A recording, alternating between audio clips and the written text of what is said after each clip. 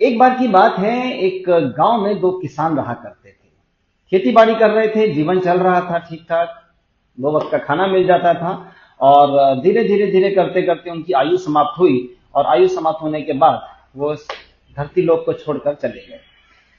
धरती लोक को छोड़कर चले गए, भगवान के पास पहुंचे। भगवान ने उनसे बोला कि मैं तुम्हें दोबारा से अगले जन्म में धरती पर भेजना चाहता हूं, और बताइए कि पिछले जन्म में क्या क्या था और अगले जन्म में आप कैसा जीवन चाहेंगे।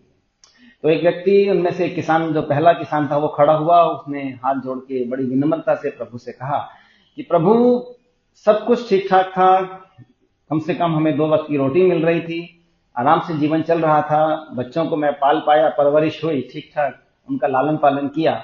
बस एक कमी रह गई थी। भगवान ने कहा क्या कमी?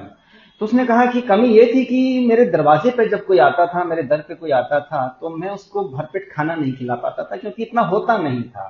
तो प्रभु, अगले जन्म में मुझे कम से कम इतना जरूर दीजिएगा कि जो भी मेरे दर पे आए, मैं उसे भरपेट खाना खिला सकूं, उसकी जरूरत का जो भी उसकी जरूरतें हैं मैं पूरी कर सकूं। भगवान ने कहा तथास्तु, चिंता मत करो, ऐसा ही होगा। दूसरा व्यक्ति भी आया, उसने भी विनम्रता से हाथ जोड़े।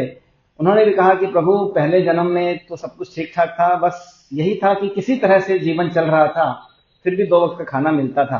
पर अगले जन्म में मुझे आप कुछ ऐसा कर दीजिए कि मेरे पास चारों तरफ से पैसा आए और मुझे किसी को कुछ देना ना पड़े।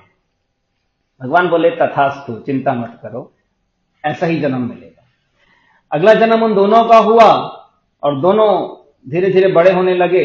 और बड़े होते होते जो पहला व्यक्ति था, वो उस नगर का, उस गांव का सबसे धनवान व्यक्ति बना। उसके दरवाजे पे जो भी आता, वो जी खोल के उनकी हेल्प करता, उनकी सहायता करता, और बड़ा खुश होकर प्रभु को धन्यवाद देता। और दूसरा व्यक्ति उस नगर का सबसे बड़ा भिखारी बन गया।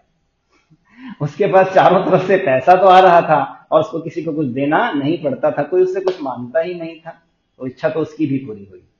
तो दोस्तों, यही बात है कि आप जो मांगेंगे, जो चाहेंगे, वो आपको मिलेगा तो जरूर। बस सोच समझ के मांगिएगा कि क्या मांग रहे हैं, और अपने साथ साथ दूसरों का भी भला करना है। कुछ इस तरह की बातें भी होनी चाहिए, और उस दिशा में काम तो आपको करना ही होगा।